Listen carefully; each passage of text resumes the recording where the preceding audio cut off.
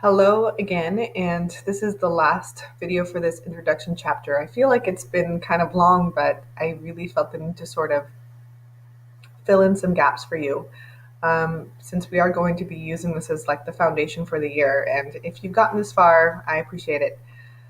So we left off talking about the Avignon Papacy and the Great Schism, and how those things really combined to really um, make the church lose a lot of face. It lost its reputation, it lost a lot of its prestige. But along with that, too, though, comes a change in culture. So, culture, usually when we think of culture, we usually think of things like art and society and literature and what people do for the most part. And of course, the 14th century being a very crazy, sort of calamitous century that is going to be very defining, is going to change people's culture as well. So, let's take a look. For example, first of all, the fact that people started to veer away a little bit from the church. Now, it does not mean that people stopped believing in the church or that they stopped believing in God. People were still actually very religious. They just started looking for other avenues of knowledge. And one of the ways you do that is by suddenly starting to look for literature, if you were a literate person, that is not in Latin. Most literature was in Latin because Latin was the religion or was the language of the educated. It was the language of the church. Most sermons in church or masses, as they're called in the Catholic Church, were performed in Latin. So Latin was the intellectual elite language. It still is today, actually.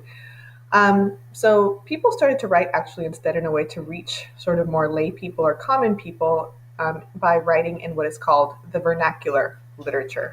So the word vernacular just means the language one speaks, such as your vernacular would be American English, as opposed to Latin or Greek, whatever as the case may be.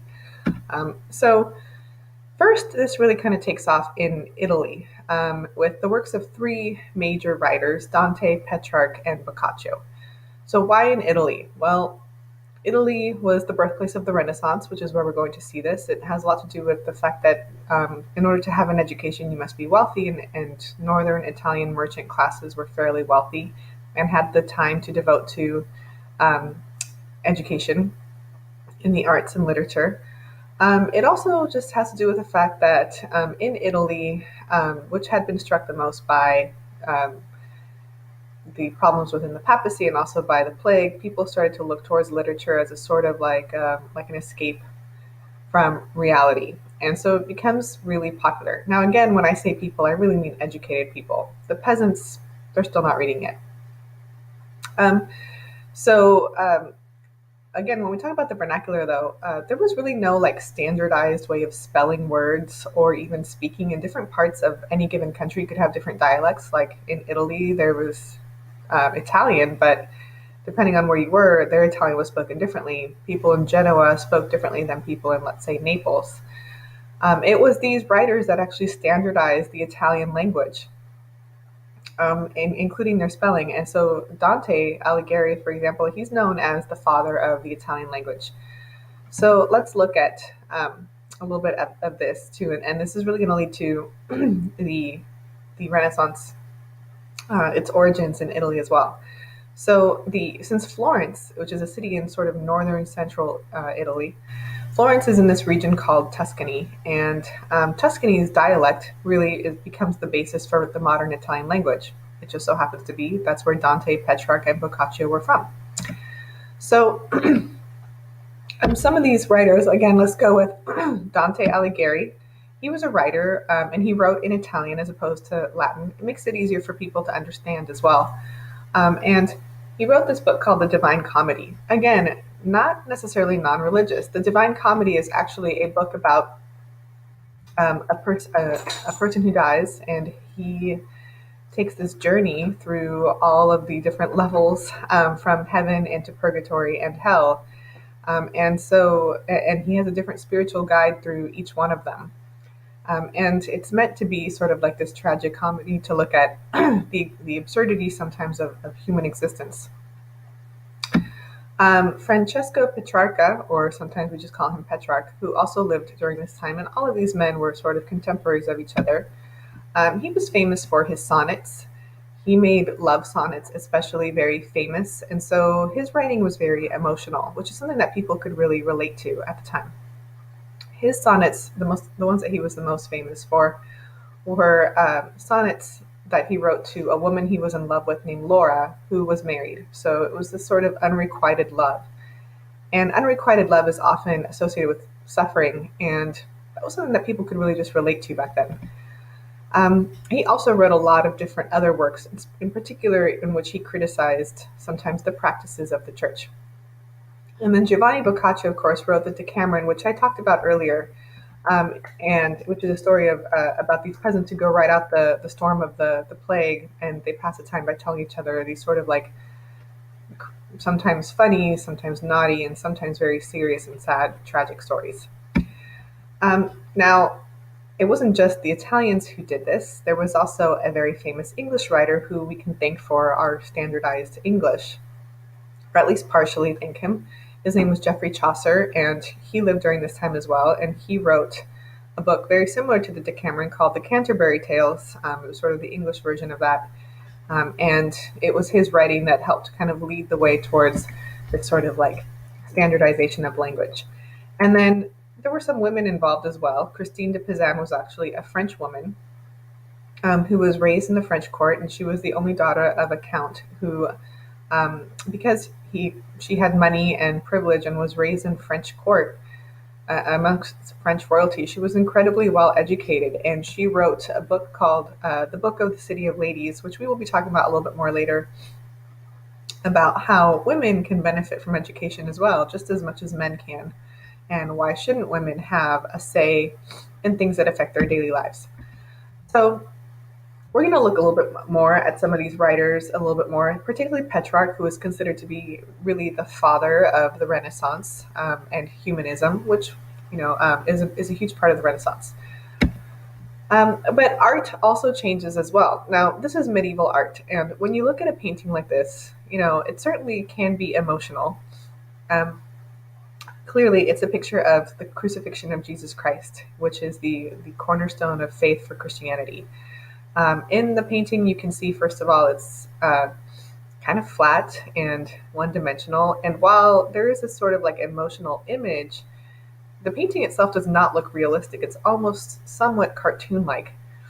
Jesus himself doesn't look very realistic. His body's sort of contorted and not really to scale. He has a giant halo over his head, and he certainly looks, except for the wounds on his hands and feet and in his ribs, he kind of looks rather clean cut for what had really happened to him. And if you look at the expressions of the faces all around him, the people are all around him, there's no like depth or perception. Everyone's very flat, one-dimensional. Their faces are not very expressive. They're just kind of standing there. You can tell that some of the people are meant to be saints because some of them have halos around around their heads as well. They're pretty big. You can't miss them. But for the most part, when you look at a painting like this, you notice that it's not very realistic looking, flat, sort of two-dimensional, and kind of not really, doesn't really even look human. Art starts to change a little bit as we move out of the Middle Ages and we kind of start getting to the Renaissance. So the Renaissance is going to be our very first unit in class. And a lot of people think that the Renaissance is just about art. Now, art's a very important part of the Renaissance, but art is just a reflection or a mirror of cultural values. And as people started to kind of veer away from the church as a source of ultimate knowledge, they start to look more at human knowledge and the human brain and what it's capable of, and human skills. And we start to notice that change as well in art, especially when we look at this.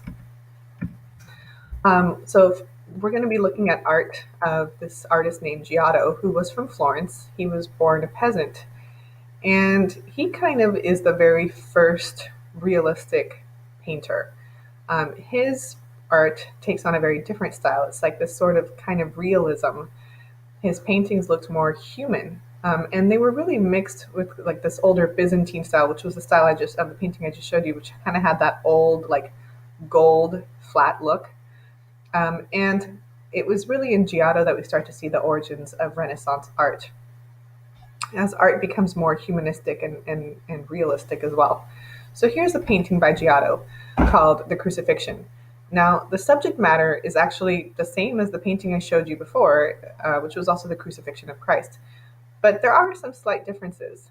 First of all, it's not gold, and it was very common for art in medieval ages to be gold, like to have gold backgrounds.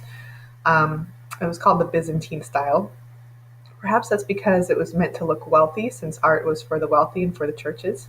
This one, however, is blue, and blue is often a color that is associated with heaven or celestial beings. You also notice that Jesus actually looks slightly more realistic. He has muscle definition in his legs, in his ribs, and in his stomach, and his arms are longer.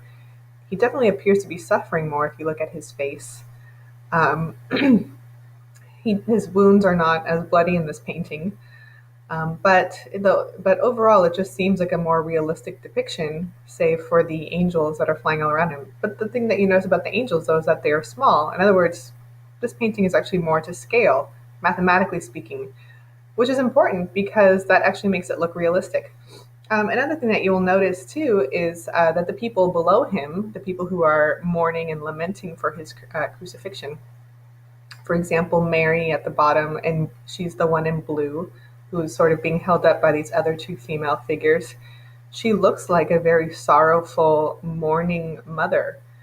There's even detail in the clothing that they are wearing if you look very closely. The woman who's sort of touching Jesus' feet, that's Mary Magdalene. You can tell because of the long red hair. And she's also kind of in this pose of like sorrow and mourning, but at the same time, worship. If you look at the faces of the women who are consoling Mary, they look on their faces like they have facial expressions of concern and sorrow for her. On the right, you see again, like some people look angry, some people look scared or nervous or shocked and in awe, as they hold up as well the shroud that's there at the bottom. So it's sort of just a more realistic painting. This was kind of Giotto's way of expressing human ability, that you don't have to make everything look like it's otherworldly, but by making things more human looking, it is also a way to sort of kind of praise what we are capable of, which is really what the Renaissance is going to be about.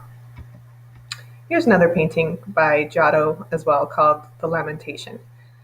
Again, a similar subject matter, and you'll notice too, biblical. It's religious art. At this point, we're still in a point really where most art is religious in nature, and most art was that's probably because most art was commissioned by the church. That's who paid the artist to do to create their masterpieces. Again, here this is a scene where Jesus has now been lowered from the cross, and it's some of the same characters. You see, Mary is holding holding Jesus' head, and Mary is always wearing blue, as you can tell. So some of the other saints and apostles are around him, and they're all kind of looking at him. But there's sort of like concerned, shocked, sad, but also rather kind of hopeful faces, or sometimes, expressions of shock. Once again, you see Mary Magdalene washing his feet with her hair, which was a biblical story. So you can see the kind of like realistic human side of art. And by making these religious figures look more human, it makes them look more attainable.